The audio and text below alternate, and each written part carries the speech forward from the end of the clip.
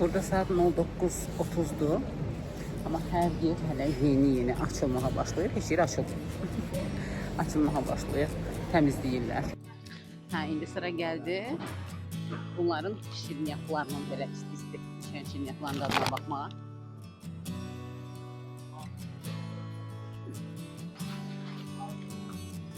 Çok dadıdır. Bütün ölkələrdən olduğu kimi buradan da bir kitab alıram. Hansıydı? Bu Bosniyaya yenidən gəlmək. Bu yaxşı hər ikisindən içirəm.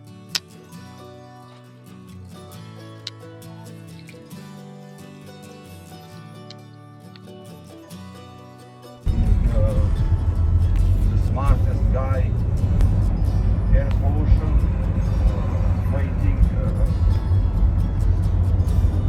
it's unbelievable. That's why we have, that's why everybody dies one by one in the car, not 2, 3, 4 persons, only one person. Gəldim, çıxdım Belqraddakı otelimə. Deməli, avtobus dayanacağında endim. Çox axtardım avtobusu. Həm oteldən mənə yazdıqları tramvayı axtardım, avtobus axtardım bura gələn, amma heç kəs bilmədi. Çünki təsəvvür edin ki, bizim Koroğlu. Oradan hardan çıxsan, nə hardan gedir bilmirsən. Burada onun kimi bir şeydir. Kimdən soruşursan, hamısı cavab verir, sağ olsunlar. Canla başla kömək eləməyə çalışırlar, amma özləri də bilmirlər. Məsəl üçün, özü cavab verə bilmir, aparır mənə orada dostunun yanına ki, qoy dostum sizə kömək eləsin deyə. Bunu da kənardan bir taksiçi izləyirmiş. Düşdü gəldi, deyir ki, sizə necə kömək eləyə bilərəm? Dedim, taksi lazım deyil. Dedi, bilirəm, taksi lazım deyil. Sadəcə olaraq necə kömək eləyə bilərəm? Dedim ki, mən neçə apararsınız falan ünvana? 8 euro dedi. Dedim, çox sağ olun. Yəni, halbuki mən eşitmişdim ki, burada minimum 20-25 euro olur. Çox az məbləğə də gətirdi, çıxartdı otelimə. Yəni, bugün yenə şanslı günümdəyim.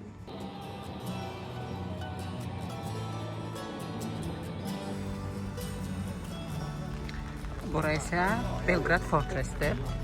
Dunay və Sava çaylarının birləşdiyi yerdə yerləşir. Roma dövründən başlayaraq Osmanlı, Bizans, Avstriya, Macaristan dövründə də belə bu qala istifadə olunub.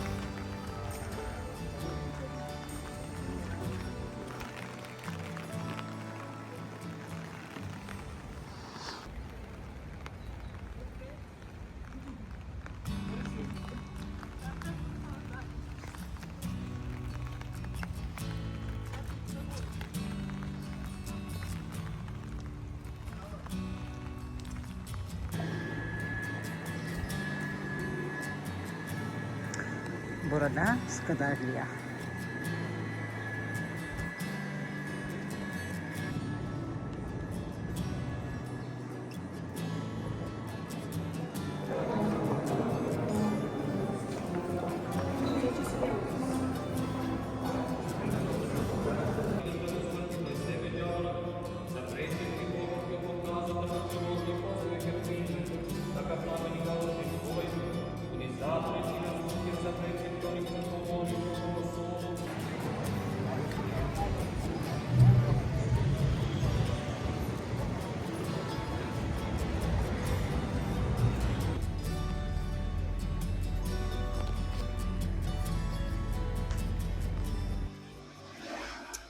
Və Belqradda Bugün bütün gün buradaydım. Birçok yere gittim. İndi də gedirəm Saint Sava kilsəsinə. Görək necə olacaq. Bir dənə kilsəyə girdim. Onu paylaşacağım sizlə. Çünki adını unuttum. Axtarıb tapıb yazacağım. O da çox qəşəng bir kilsə idi. Hətta içərisində seremoniya var idi. Paylaşacağım sizlə. İndi gedirəm Saint Sava kilsəsinə. Saat 8-də bağlanır. Mən də ora 7-də çatacağım. Saint Sava kilsəsinin bayırdan görüntüsü.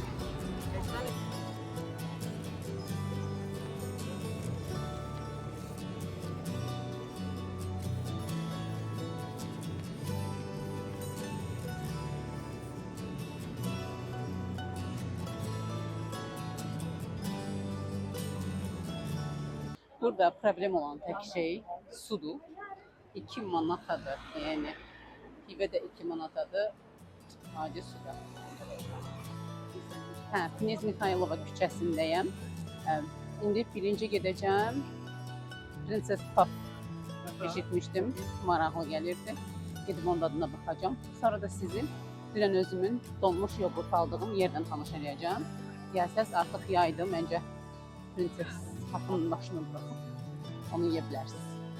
Mən də daxılıdır. Girək. Hələ ki Princess Puff yeyə bilmədim çünki bitmişdi. Hanım dedi ki 20-30 dəqiqə sonra gələrsiniz. Ona görə də gedək. Mən dondurmanın yerini, daha doğrusu dondurulmuş yoğurtun yerini sizə göstərim. Bax, çox qəşəng binalardır. Amma bizdəki kimi o pəncərələrin, balkonların da doğrusu altında işıqlandırma yoxdur. Ona görə də axşamdan çox qəşəng görünmür. Səbəb isə o işıqlandırmanın olmamağıdır. Tapdım oranı, Icebox'dur. Buradan ala bilərsiniz.